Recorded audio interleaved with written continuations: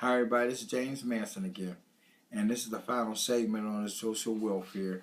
And this is social welfare programs that are addressing the most underutilized U.S. social welfare programs. It's programs that the government has that people are not really using this to their advantage, and it's using this costing the government money, and they just have it in place, and they don't have enough people really utilizing it.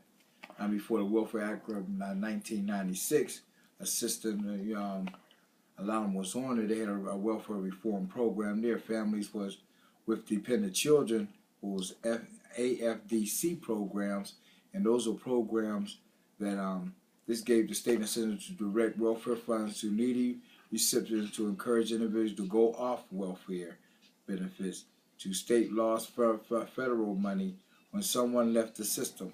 That means they would give them money and give them a system, giving them food stamps, and even possible housing for them to get in and get yourself together and utilize all the programs that they have so they can live a productive life, without the use of the welfare system.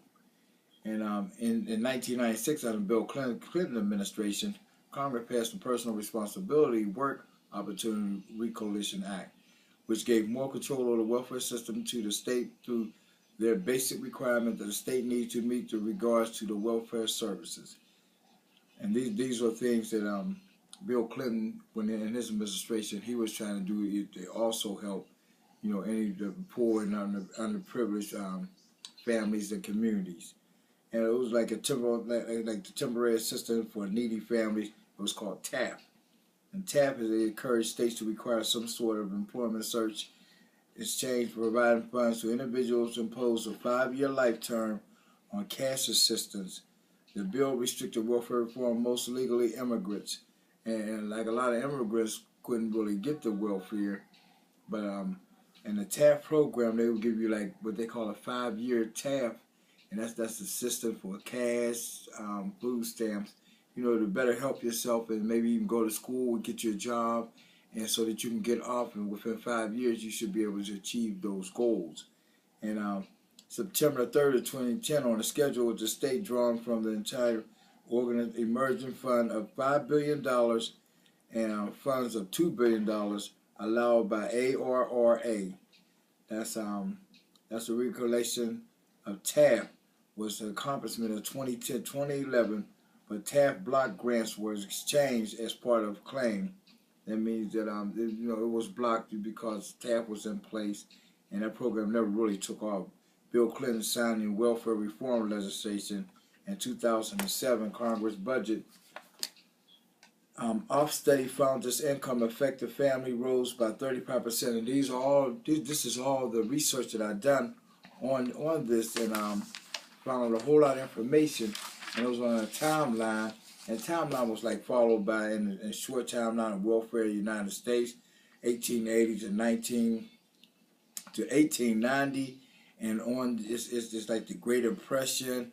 In March of 1933, President Franklin D. Roosevelt Congress to establish a civil conservation corps, and that's to help people get jobs and the labor jobs and things. Social Security Act was passed in June of 1735. Aid to families with dependent children, AFDC was established, and Affordable Care Act goes into effect and was largely increased in Medicare and subsidized medical assistance premium go into effect. There's like a whole lot of programs that's on and on and on that was issued out and given for people that they would say were poor or underprivileged or in poverty levels. And the Social Security program was mainly referred to the old age survivors disability insurance program, possibly the unemployment insurance program, retirement insurance, and known as the old age insurance benefit, and a form of Social Security. So they had a program for anyone that may be of age that needed assistance and that couldn't work, so they had to have some type of program that implicate them so they can get advocate some money so they can get some money to take care of their rent and their food and stuff, because they was unable, disability. Social Security Disability Insurance was SSD or SSDI. Is a federal insurance program that provide income supplement to people who restricted in their ability to employ because of a noble disability. That's what I just talked about. And that's for people that couldn't work. Even if they wanted to work, they couldn't work. Unemployment insurance, they implicate that also. Like general welfare, a supplemental insurance income, SSI program, provides stipulation to low-income people who either age 65 or older, blind or disabled, and that's SSI. Then they, the same thing with the TAP, was the needy, provided cash assistance to American families with dependent children. Health spending. Now, I was just to come to a spending process, and they had to implicate some programs in that. The health care in the United States is provided by many separate legal entities. That's healthcare facilities and large operating private sectors, health insurance in the United States.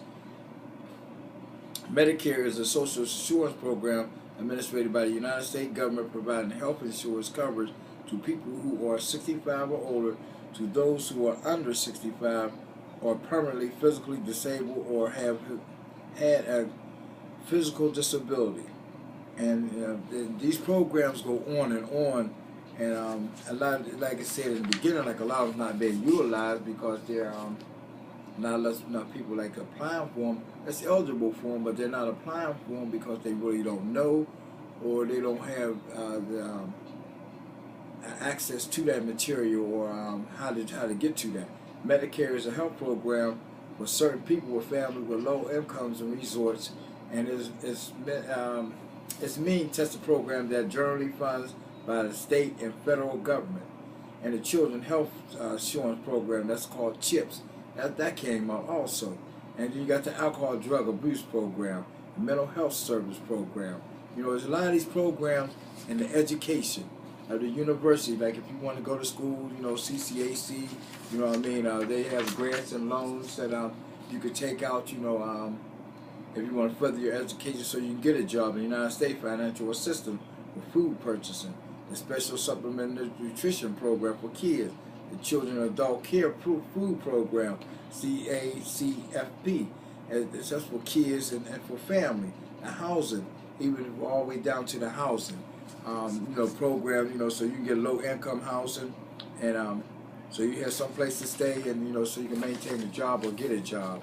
And all these are social programs have been implemented to provide a various supplements in the program.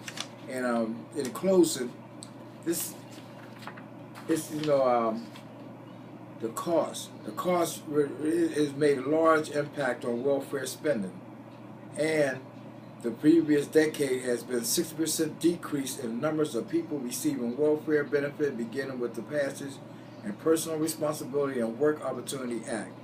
But spending did not decrease priority during this time period. Combined annual federal and state spending equally made this possible, below poverty level in America.